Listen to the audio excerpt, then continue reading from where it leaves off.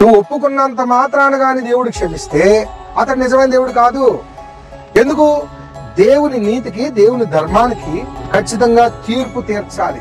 అలాగనే మన పాప దోషములు క్షమించబడాలంటే ఖచ్చితంగా ఒక వెల చెల్లించాలి.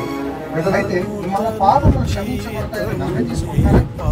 పాస్టర్ గారుగా మేము కానీ, సంఘంలో ఉన్న సంఘపెద్దలు కానీ, ఏవైనా ఆశలు పెట్టి కానీ, ప్రయోగాలు పెట్టి కానీ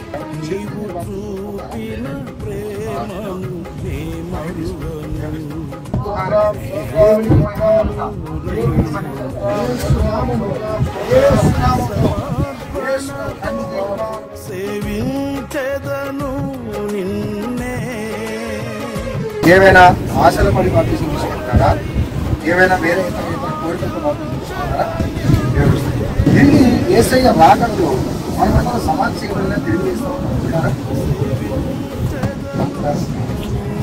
తండ్రి యొక్క నామంలో ఆయన